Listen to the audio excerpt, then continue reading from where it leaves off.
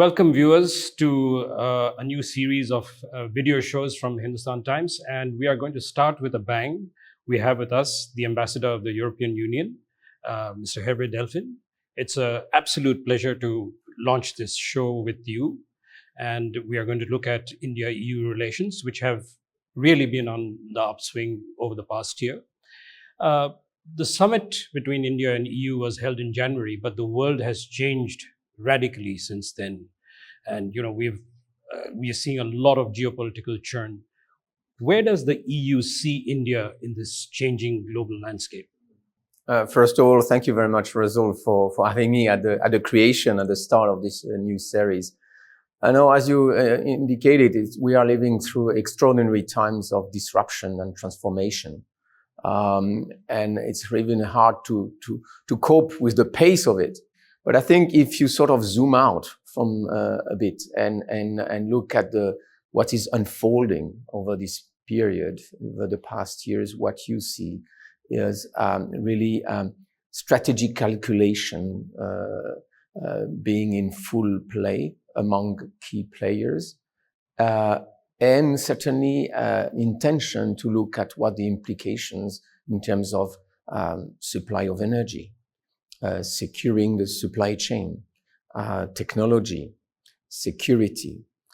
And in that context, I think the EU-India has carved out its own rationale and its own raison d'etre, because we offer to each other stabilization, diversification, de-risking. And I think this is what the sort of strategic compulsion on both sides to come closer comes from the respective strategic interest in this very uncertain environment. And I think that is really a strong glue, a strong factor of coming us together. But that's not enough, because we need conditions for that.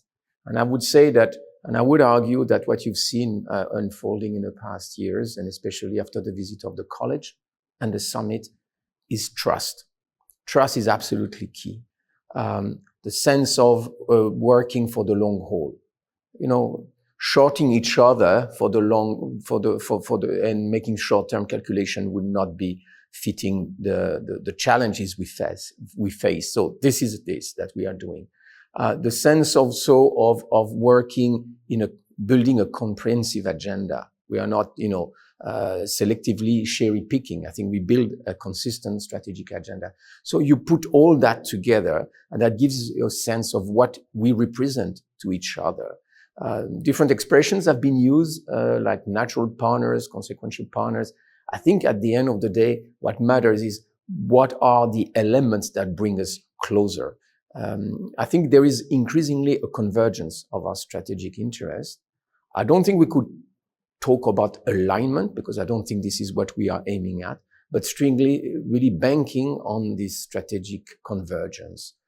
And what is more is not only what it delivers for us, but increasingly, and I think maybe that's the spin-off of our partnership, it is viewed around the world as an anchor of stability. So I think in this period of uncertainty, when President von der Leyen came here together with the college, she said that this partnership will be one of the defining partnership and one of the consequential partnership of the 21st century.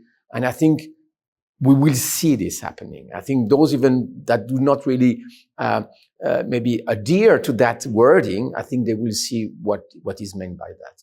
Clearly, one of the biggest outcomes from the visit for the summit earlier this year was the conclusion of negotiations for the FTA, which has been described as the mother of all deals by both sides.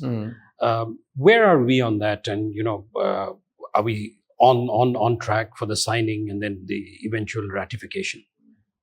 No, I think it's it caught some headlines with the mother of all these.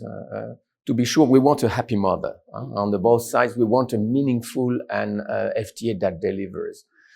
So I think that we have made great progress in the sense of concluding the negotiation in a rather short period of time. And people should not lose sight of the significance of this FTA in terms of its size. This is probably the most consequential ever signed by China, by EU, and the same for India. So I think on both sides there is clear sense of getting on with it, finishing the business. And finishing the business means going through the legal scrubbing, the legal vetting of the text, and having signed, hopefully by end of the year. I think that was the intention expressed by our leaders when they met in the margins of the G7 in Evian. And with this signing, then we will have our additional step in the EU, which is the consent of the European Parliament.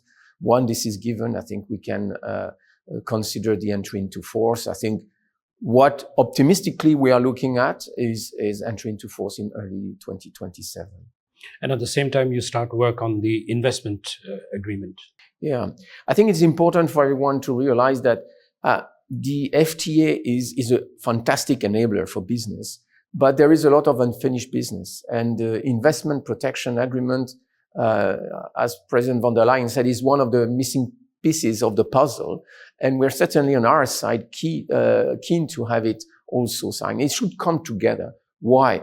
Because if we want the businesses on both sides to really use the full potential of the FTA, we want to make sure that they are in the best conditions. And having a investment protection agreement is a further incentives, especially for European companies who want to do business with India or want to do business in India. And I think is a strong guarantee. So the negotiations on the IPA have been going on since 2022. There have been 8 rounds by now. I think there are certain issues that are being discussed, notably the dispute settlement, the MFN clause and tax exemptions. These are substantial points, but we hope that there will be the same political drive that will guide these negotiations so that we could also, by end of the year, having made progress and, if possible, conclude these negotiations. So you remain optimistic about it? I think we remain optimistic because I think, honestly, it's not a matter of choice. I think it's a matter of necessity. If you look at the dynamics of the world economy, and if we really want the EU and India economies to come together, or ecosystems to come together, to tap in each other's potential, maximize our complementarities, I think we need to bring all the elements together. Why delaying it? I think the sense of urgency is there. Not because we are in bracing mode, but I think it's the business is expecting it, and I think we should not fail and miss this opportunity. Sure. You also have, this very comprehensive agenda that was mooted last year, adopted at the beginning of this year. Are the blocks falling in place on that agenda? Have things started moving already? And you also have this very important body called the TTC, the Trade and Technology Commission. And it's a body that you have only with 2 countries, India and the US. Are you looking at kind of refreshing the TTC, making it more, purpose-driven, in that sense? Yeah. No, you're right also to mention the comprehensive strategic agenda that was signed. I always say that the FTA is the big tree within a big forest. And it's, in a way, the comprehensive strategic agenda is an ecosystem in itself. Because the different pillars are mutually reinforcing, like security and defense, technology, economy, and mobility. They all nurture each other and they all come in sync. So that's the reason why the implementation of it is not to be sequential. It has to come together. So that's the reason why, for example, on mobility of talents, we inaugurated earlier this year the Legal Gateway Office. And in essence is to put together and do a matchmaking between the demand for talents and specific profiles of workers, notably in the IT sector in Europe, that exists in Europe, with the pool of talent that exists in India. So this system will set foot now. We are physically, the office is being set up here in India. There will be an IT tool, an office, and an office back in Brussels, where we will connect all the dots and facilitate the access for Indian workers to what is the needs of the European job market in ITC. So we'll start with ITC, but it could move to health, it could move to hospitality and other sectors where there are demand in Europe. So I think that we will move forward. We are moving forward also on the TTC that you refer to, the Trade and Technology Council. I think probably the change that you will see coming is the realization that we need to be a bit more structured in the sense along what we would call the verticals of the value chain. I think both sides have identified, it is already reflected in document, some value chains where we want to co-invest, co-develop, and we have an interest because it helps to diversify and de-risk. So semiconductors, biotech, security and defense, agri-food. I mean, there is a few of those, and I think that will be the integrators of our approach.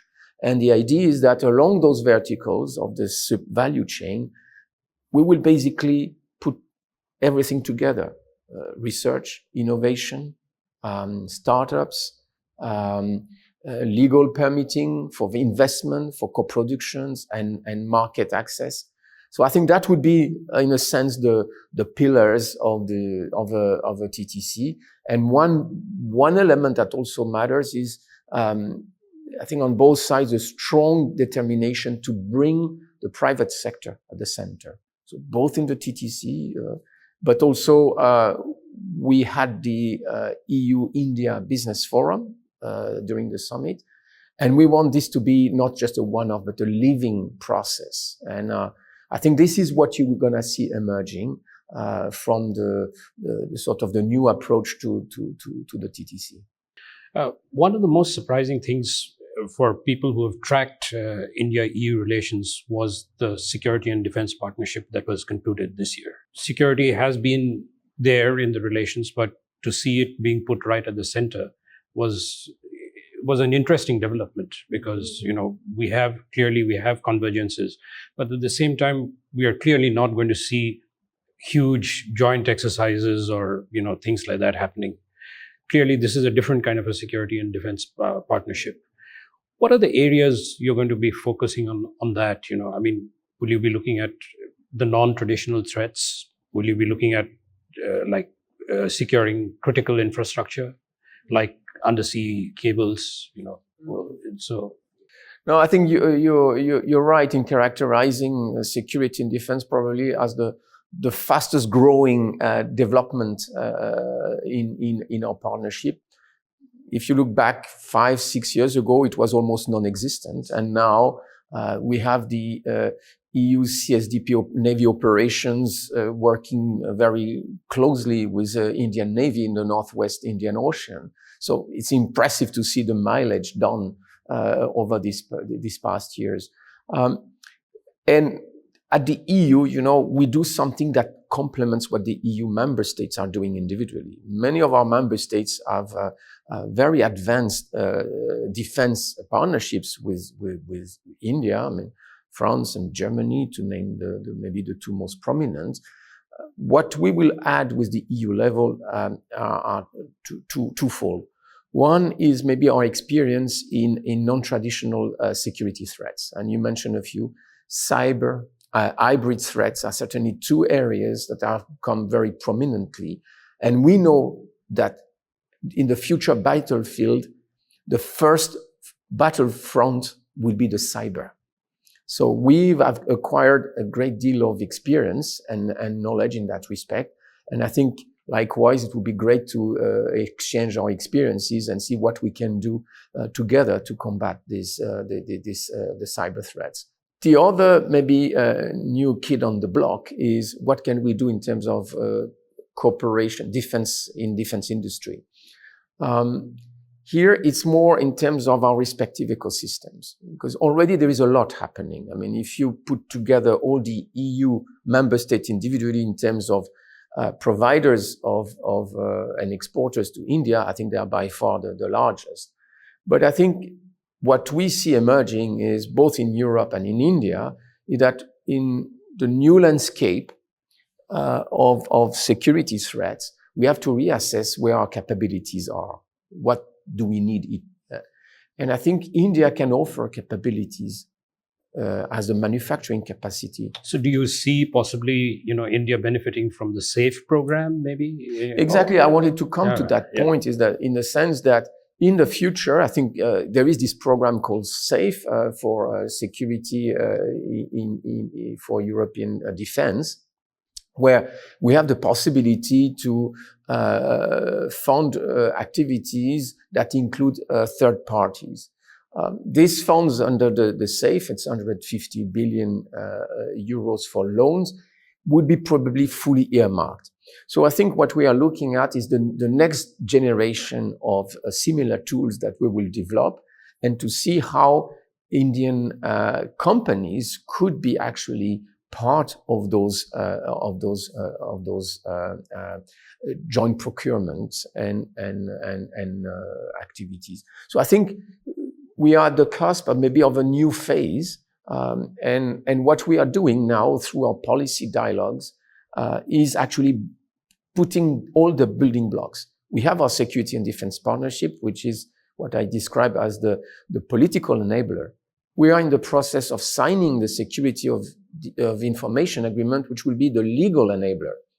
And then we will put the business together. And this is the reason why that it's probably not been really noticed, but in our comprehensive strategic agenda, we want to establish a business forum specifically for defense. And we are now also putting this in place, because that will facilitate the direct conversations at a more macro level between the European defense industry at large and Indian. And that you create the platform for cooperation, for dialogue. And ultimately, the idea is that it comes to concrete industry cooperation. Both Europe and India have been very badly affected by two conflicts that have been going on. One which has dragged on for, I think, almost four years now, and which has affected Europe much more, which is the Russia-Ukraine conflict. And then we had the West Asia conflict, which has affected economies everywhere. The West Asia conflict appears to be winding down. Do you possibly see is there a possibility of India and the European Union member states possibly working more closely together to, reopen waterways, crucial waterways? And if I may ask, what do you wish India could have done more for helping resolve the conflict in Ukraine? I mean, on the first part of your question, I think it has already been actually very much in the talk between European countries and India, that there have been several rounds of conversation led by France and the UK, of which India was part, on putting together a sort of multinational force that would help, once the conditions are settled, to ensure the free and safe navigation in the Hormuz Strait. And at the EU level, we always said that our existing operation, and namely the Navy operation Aspides, could come in support of this. So I think this is happening, and I think we can also build on the positive experience that both our member states individually and at the EU level, in terms of cooperation between our navies in the region, we can build on that. So that it's not just about Hormuz, but how we ensure more deconflicting of the Northwest Indian Ocean, which has proven again to be a choke point. If you recall, there was the Red Sea at some point, there was the off the coast of Yemen. So there have been a series of shocks in the past years. So I think we need to build on that. So irrespective of what may come, I think it is in the good interest of both sides to knit a bit better and closer their maritime security agenda. Yeah. On the second part of your question, honestly, I don't want to speculate on that, in the sense that I think every party has been sort of, I would not say caught off guard, but had to deal with the impact and the consequences for its own interests. And I think it's different for India than it is for Europe. I think probably India was more affected in terms of energy supply than the EU was. I think for us it was less than 10%, but there were certain items, like for example jet fuel, which was a common concern. I think again, beyond and over the energy supply is the stability, the strategic stability of the Middle East, which is at stake. I think India has had always its own ways of engaging the different actors of the region. It has relations with Iran that we don't have. Whether it can help to contribute to a more lasting solution, I think that would be important. I think if you project now ahead, we have to make sure that this 14-point plan holds. I think it's in no one's interest to return to war. So I think every contribution have to be welcome, and certainly India has a role to play to ensure to solidify these 14 points, and that we have. Some people refer to the sort of Helsinki process for the Middle East, which is very much in demand. If you think that this region has been in trouble for so long, it is in the vested interest of the EU as much as of India to have this stability. So I think India has certainly a contribution and a role to play for that, and Europe will certainly be supportive of it. But in terms of the Ukraine crisis, when it comes to the Ukraine crisis, that's I would say another matter. As you know, it hits us directly. I mean, there is not a passing week without violation of our airspace, of drones crossing the European airspace, or undersea cables affected. So we are really facing below threshold war-like situation, and we have to defend ourselves as much as we defend Ukraine. And the reason why we defend Ukraine, because we think it's no time for war, as has been mentioned by the Prime Minister, and we really and staunchly support the territorial integrity and sovereignty of Ukraine. What's more is what we're seeing is that Russia is losing. After over 4 years of war, it is not able to attain its war objective, and that Ukraine is putting up a very strong resistance, is actually reversing the dynamics.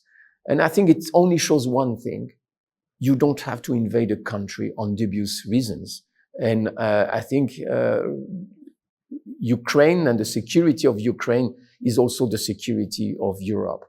So for us to bring Russia to the negotiating table with the purpose of having a just and lasting peace, which can only be predicated on the basis of the territorial integrity of Ukraine, is what we are aiming at. So far, President Putin has shown that he has no interest in this. Let's see what happens. What we see is that its economy is in trouble, that in supplying its war effort, it's increasingly difficult. We are tightening our sanctions against Russia, and it has an effect. And we have always said to India that as India said it's no time for war, let's work together. Use your influence and leeway in every possible way to make this happen. And also because India has always had contact with both sides, including with Ukraine. And Ukraine is increasingly part of the European defense ecosystem, increasingly part of the European economy in a way. It's a candidate country. So I think the same way that India was very much present, more present in terms of nationals in Ukraine than in Russia, I think it's not a moment to divest from Ukraine. I think the smart move is to invest in Ukraine. And I think this is this strategic picture that is emerging. I'm pretty sure that has not escaped India's attention. Just looking at the Indo-Pacific, we're seeing clear signs that there seems to be some sort of indications that the US is kind of losing focus on the Indo-Pacific. But the Indo-Pacific is going to remain very vital for trade and for other strategic reasons for both Europe and India. Do you possibly see Europe or the European Union paying greater attention to the Indo-Pacific, or maybe the member countries? I mean, some of them have, like France has a huge stakes in the Indo-Pacific. Do you see possibly stronger collaboration on the Indo-Pacific? I don't see it the way you describe it. I think we see the US still very much involved in the Indo-Pacific. Maybe the modalities of that engagement are changing, but I think the stakes has very much gone even higher than they used to be. I mean, the China-US strategic rivalry is most at play in the Indo-Pacific. How they're gonna find some accommodation, the strategic management of their competition is precisely the most defining question of the world politics and geopolitics for the coming times. So for us, it's an area, it's a region where we see a lot of stake. When it comes to Europe, I mean, this part of the world is the area with which we trade the most collectively, where we have most of our FDI, sorry. We are a significant part of our ODA. As you mentioned, we have one member state who is resident power. So for all, I think it's many good reasons enough for us to keep our eyes focused on the Indo-Pacific. And if you look at the raft of FTAs that we have recently signed with Australia, with Vietnam, with Indonesia. Yes. We are now in negotiation with Malaysia, Thailand, Philippines. I think it gives already a signals where we are and where we are placing our bets in terms of the economic opportunities. Also, how we want to work with the CPTPP countries, the EU, to create a large commercial areas. The reason is, at the end of the day, we strongly believe that economy can be a strong glue, a factor of stabilization. And challenging that would come at an even higher cost. So, and the second element is that defending international rights, the free and safe access to seas is absolutely fundamental. And it is certainly much at stake in that region.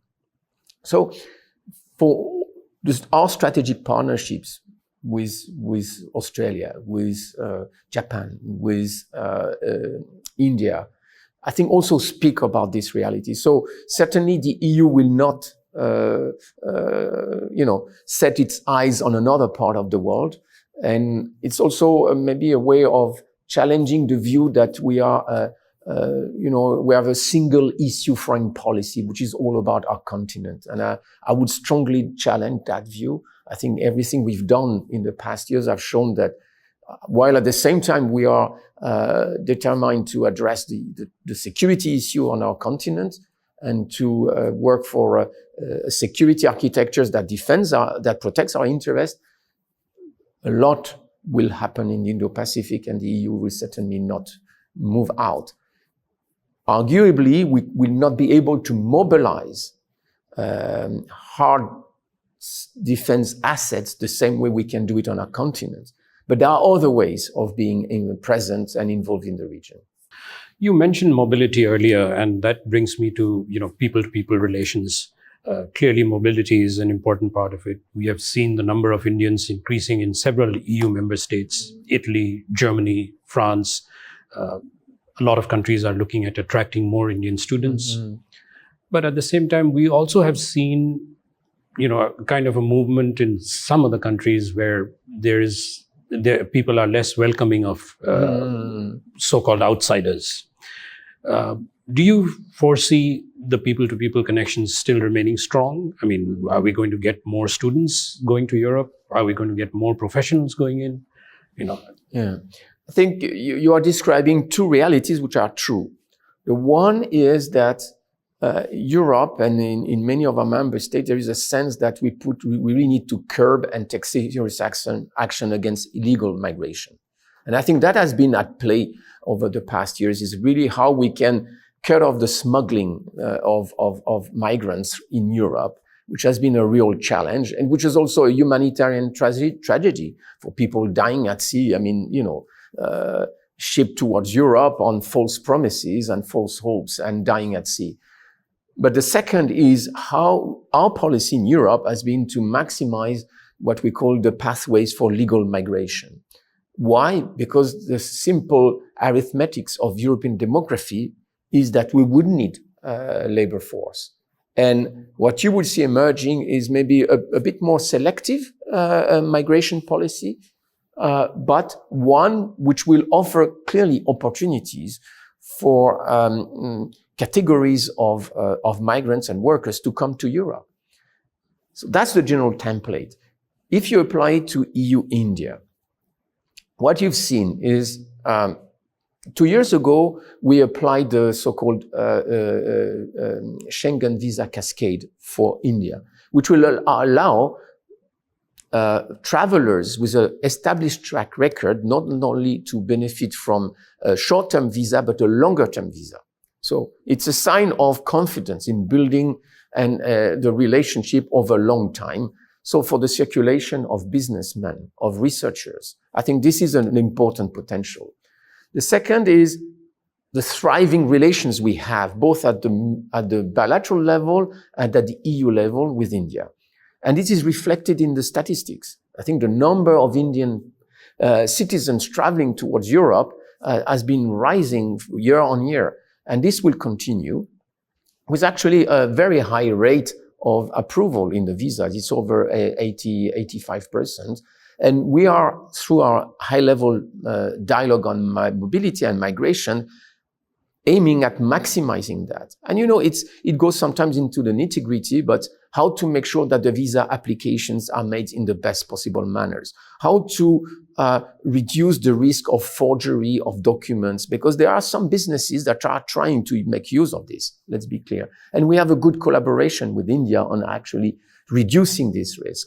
And then how you put together the supply and the demand. And this is what I was describing earlier through the legal gateway office. So you will see more circularity between people.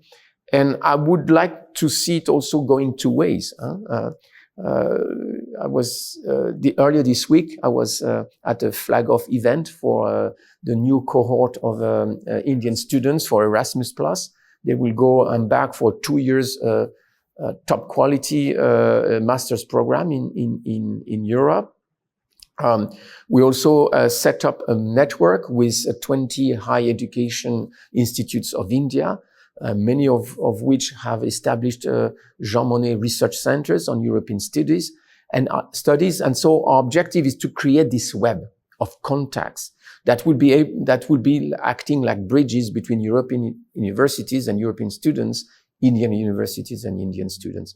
And I'm pretty sure that in the next 5 to 10 years, you will see way more collaborations between these institutes, whether it's master's degree level, PhD, research programs. So I'm pretty confident that this will happen. So I think with this outlook, I think there will be a positive momentum, which actually will create, I would say, more familiarity one with another. I think there is, generally speaking, positive sentiments in Europe towards Indian population and Indian citizens. So I'm not too much concerned that the picture you describe of that in certain member states there is maybe a bit more anti-migrants policy will impact so negatively on the agenda I just described. One quick final question. You are now winding down your tenure in India. You've had a pretty exciting time, especially given the negotiations for the FTA. How do you look back at your time in India, and is there something that you wish you could have also got across the finishing line? I must say I was probably the most blessed ambassador of the EU, because I was both witness and part to the incredible developments in the past years, in the past 3 years.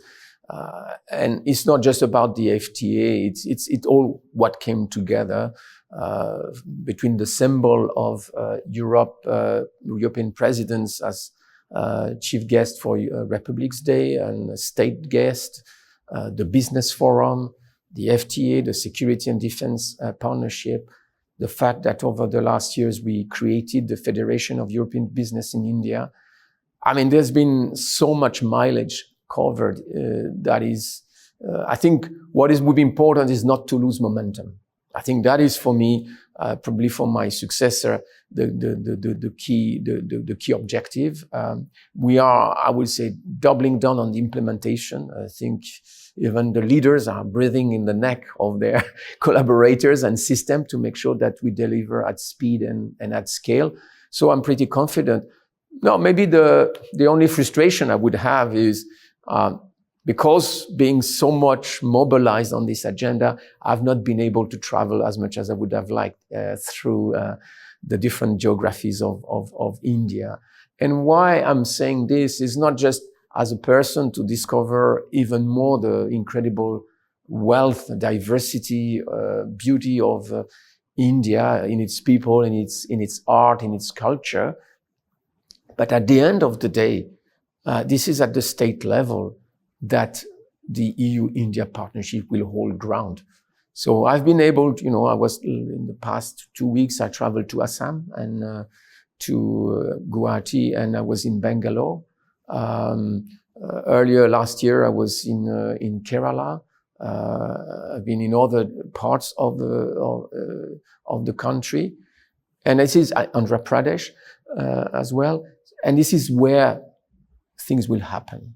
So one of the key objectives for us is how we can create corridors that will be places where European business, European startups, European researchers can find a conducive and a thriving environment. And both you create the business, you create investment, you create the production, but you also create the community and the familiarity. So I think that is something that I would really like to see coming up. We did a pilot on the so-called Blue Valley, which is really this concept that we are the beginning. And I hope, and I'm quite confident that in the future you will see more of that.